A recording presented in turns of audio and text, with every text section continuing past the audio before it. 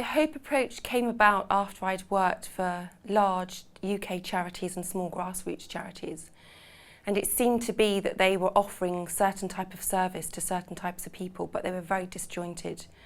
And it left huge loops, gaps in the market where people were just falling through the safety net within society. So at the moment we had 3 charities. So the Hope approach had Kent Hope, so it was working in the southeast of the UK, and it had Zanzibar Hope, which was working predominantly in East Africa and researching, and then Hope Research, which was bringing the 2 charities together. We've now since moved to Malta as well, and we've got Hope Malta.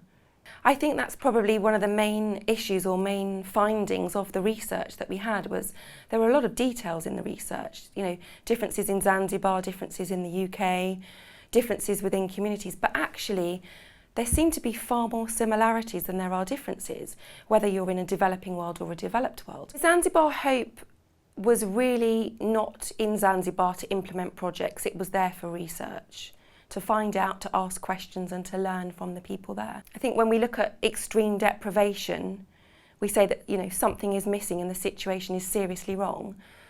That is an amazing example of that. The people there are living there with no running water.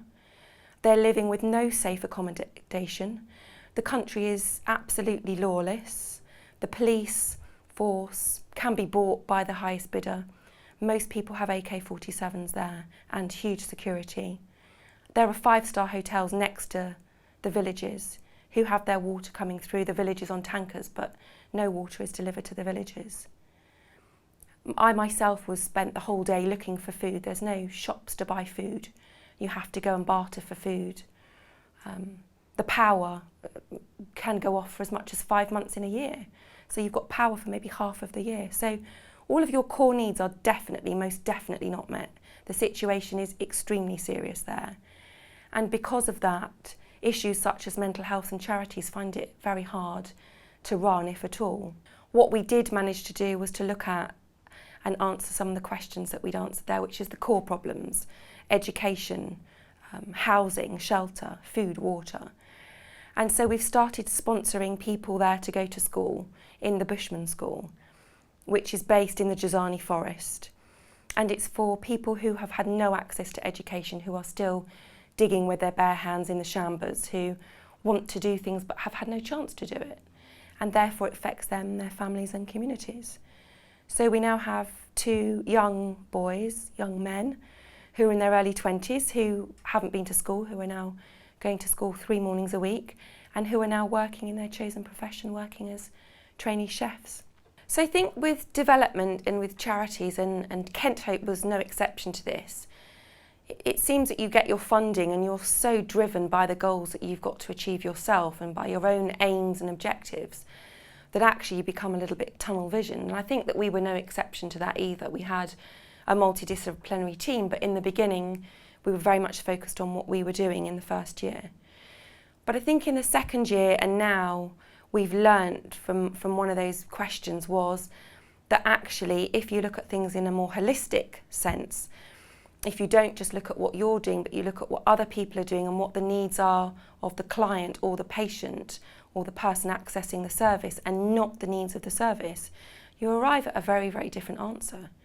And I think our answer to that was looking at what we did and doing that to the best of our abilities, but also looking at maybe education, employment, housing, core needs, and linking up and signposting and actually understanding about a lot of different charities and working together, not to deliver those services that they're offering, but to refer to those services and follow the person through their journey there.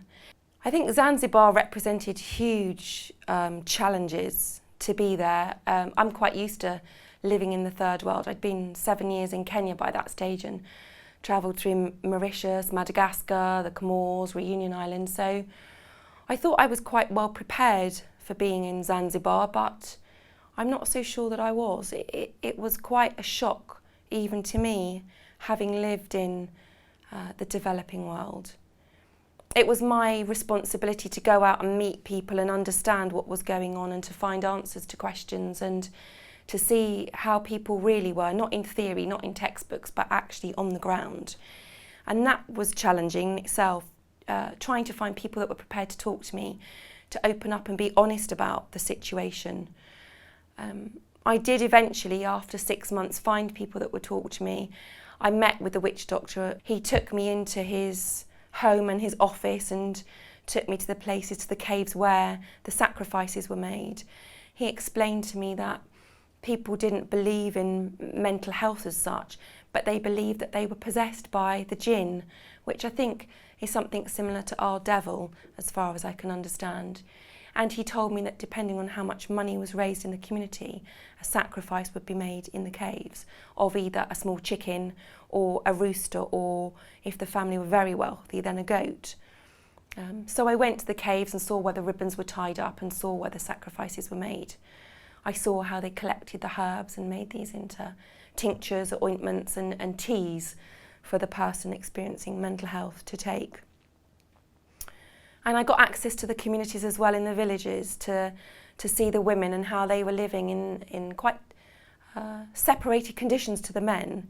It seemed that apart from procreation and the night of the wedding, men lived very separately to women. Women lived in communities with the babies and the children, and men lived in houses on their own. So I was able to see at a very basic level how people were living and understand them and have access to that information that maybe people hadn't seen before, and to take that information away and understand it more fully and compare it to the society in Canterbury, in Kent, where Kent Hope was operating at the time. And I think that Kent Hope learnt from that, from those experiences. I was very excited to go to Zanzibar, and I was very naive. I thought that I was prepared for it. I'd lived in Lamu, which is a tiny island close to Zanzibar, which is also incredibly Muslim. I'd lived in Kenya for a long time. I'd travelled all through East Africa and Madagascar, which was largely uninhabited at the time when I travelled there in '98. It had just really come out of communism, and it wasn't really an area where tourists went a great deal. But I don't think that anything prepared me for Zanzibar, for the shock of seeing the extreme deprivation, sitting juxtaposed with a small village with absolutely nothing, no clean running water, and a truck driving through it, dropping the water and going next door through a wall to a 5-star hotel. And I think you can't help but be human to notice that and to see that, and for that to affect you personally. I think it's completely heartbreaking and very wrong, and something needs to be done about that. I think there's a great deal of greed in Zanzibar, and I think people don't want to see what's really going on there. They want to close their eyes and go to a 5-star hotel and go to a beautiful icing sugar beach with pure blue sea, but actually they're driving through people's villages, and these people are starving, and they have no access to medication, they have no access to hospitals, they have no access to food. And I think surely something needs to be done there. I think the most important point of any funding is not that you deliver the service, it's that it's sustainable. And I don't just mean that it's sustainable and it gets more funding. I mean that it's sustainable for the individual, for their direct family, for their wider network of friends and colleagues, that they can go back to work, that the community gains from this, that actually these people that we're helping within these charities can sustain themselves. Not that we sustain ourselves and get more funding to keep delivering projects. Kent Hope had some success with that.